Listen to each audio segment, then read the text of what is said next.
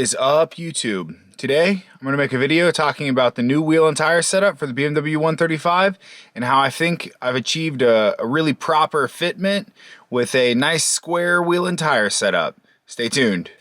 Alright guys, so what I ended up doing, I don't know if you guys remember, I'll throw in a clip from the previous video where I talked about this. I used to have some black, kind of like the competition style wheels on the car, and they were okay. I think one of the wheels actually was bent, so that gave me a hard time. I wasn't able to get them balanced properly. They were, they were okay. So what I had devised to do was run 4 rear wheels on the car, and by running 4 rear wheels, I could run a wider square setup on the entire car. The problem with running 4 rears on the car is the offset. The offset on the front wheels is actually is a 49, and my rears is a 52.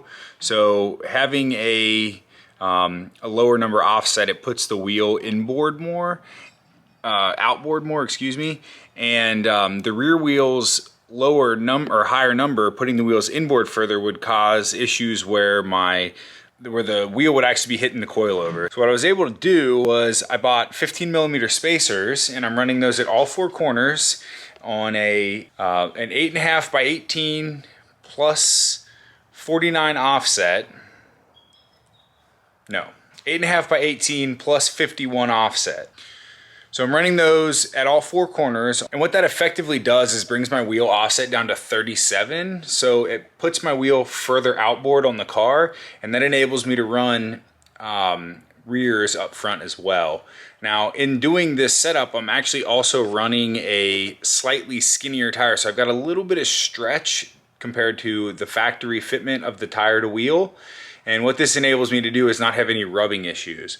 So I'm gonna throw some B-roll in here showing you the old fitment and the new fitment, and you'll be able to see that from stock to the black wheels to running 4 rears on the car, I've enabled myself to have like a real proper flush fitting wheel and tire package. So you can see here's stock, competition style, and then 4 rear wheels on the car. Got a little bit more poke up front than some people might like, but it's pretty much flush on top. Also, the good thing about running a square setup on the car is I can rotate my tires freely.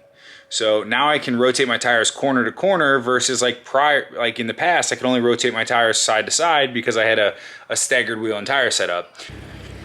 Anyway guys, I know this is probably a short one, but I just want to give you an update. I had talked about this in a previous video, like what my kind of plans were with the wheels, and I'll throw a couple links in the description to the Will They Fit wheel and tire calculator that I use, so I can like get a pretty strong idea of whether or not it's going to work prior to doing it. And then I'll throw in a link to the spacers that I used.